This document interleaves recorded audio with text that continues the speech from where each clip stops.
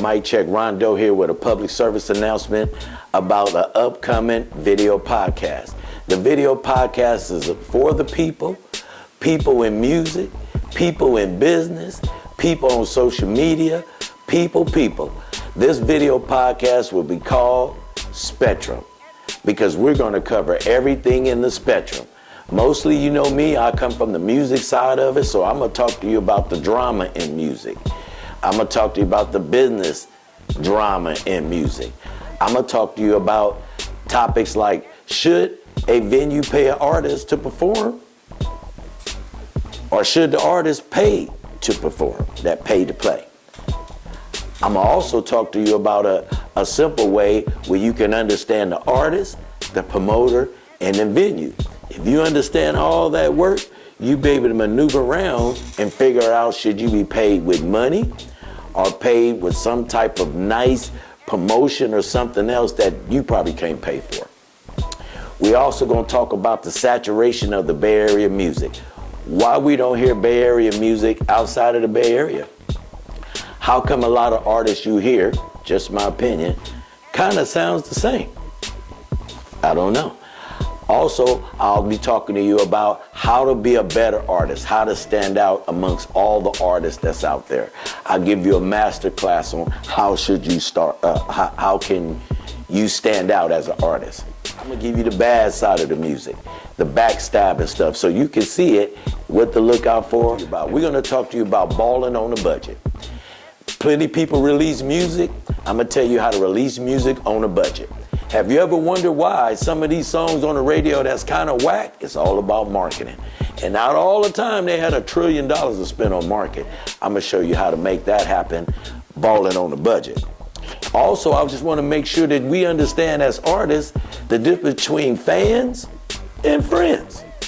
You might go to a show and have 15 friends, 0 fans. Them promoters, they want the fan ratio more than your friends. So I'm gonna show you how to build your whole thing up so maybe your friends can help you work on your fans, because you need more fans than you have friends if you're gonna make this business a business. Okay, so who is Rondoe? Wow, well, Rondoe, aka Tomslick, I just say, hey, I'm a music producer. Lately I've been producing shows. I've been doing project managing for the Tonis for a little while, little projects here and there. But actually I grew up with some very famous cousins that can play everything. And I happened to just be around where they was producing some of the baddest stuff out in the Bay Area. That's how I got a chance to be a producer. You know, I cut my wings way back on the Cell Block compilation. My cousin Charlie Doyle used to be out there doing that. You know, Charlie out there, everybody know Charlie. But yeah, that's how I learned how to produce. Charlie showed me how to use the 3000. We was probably the first ones had it. But anyway, you know, that's pretty much what I do. Y'all may have some music out there that y'all listen to right now that I did it, but I'm really a behind the scenes guy. And I believe this podcast, this video podcast is gonna do what it should do. What is Small Stages? Small Stages, oh, good question. Well, Small Stages is a gift, really, a gift from Dwayne, myself, and Mike D. You know, plenty of times we see artists don't have nowhere to go, not unless they pay to play or do something like that. So we built Small Stages as an artist performing platform. Really, it's designed for the artists to come there and work out there, you know, get in shape, work on your skills. We always gonna have a critique. Sometimes we have prizes at the end of the movie, but sometimes we just gonna always give you a dope stage, always gonna have a band, and it's always gonna sound good. And they don't cost but a couple of $10, but it's really just a stage for you to come and work on whatever you got going on. And then hopefully you get good enough to kind of appear on some more of these streaming networks like Onstage and stuff like that. You get your show so tight, you could be on TV. More than just doing open mics, you know, but that's it. It's really a gift from us to the unsigned artists in the Bay Area. Somewhere to perform, dope stage, it's gonna always sound good, and always gonna have a band. So that's what Small Stages is about, yeah. How did you hook up with Onstageplus?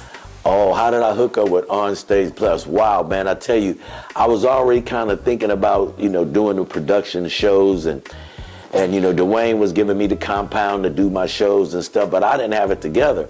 And then a friend of mine, her name Pam, she was like, yo, you need to check these people out. They got the streaming service, they do this and that. So, man, I just tell you, you know, I believe in my heart that things happen for a reason. I mean, they came just before COVID came in. They showed me everything I need to know about how to be professional, how to write scripts, how to do all kind of stuff. Teaching me way more about just YouTube and that. They have their own streaming service. So, you know, we kind of like hung out, and I mean, we like family now. So it's straight family. You know, they called me, I helped them, we help, you know, and I'm glad that this video podcast can roll on their network, because, you know, that's what Onstageplus is to me. I wish I had an Onstageplus shirt on. I do got a hat somewhere. If your life was a movie, what would be the title and why? Oh my God, that's the questions I ask the people in small stages. If my life was a movie, what would be the title and why? Wow, I probably asked 200 artists this question, and I never thought someone would ask me that. I don't know who wrote that, probably Dave. But if my life was a movie, I would call it That's Him. Just That's Him. Because a lot of stuff you've seen around in the compound and stuff you've seen around on the Instagram and some music, probably didn't know that I was the one that had something to do with it. So I always like being behind the scene. I ain't the one to be the lead singer out there with the tight shirt and the shirt open. I always want to be behind the scene and watch stuff develop. So, you know, my movie would be called That's Him, and you wouldn't even know it, just be saying Rondoe in a little fine print. Because I get my energy and my jollies out to making sure that the show go on and the people enjoy what they're viewing. So yeah, to be called That's Him. Yeah. Get me off the camera. Because you know the Major League Podcast, video podcast spectrum will be rolling on the Onstageplus TV network. Y'all just have to tune in to see it. I might do some more interviews. Also, leak a little personal stuff I know about the Tonis. Peace.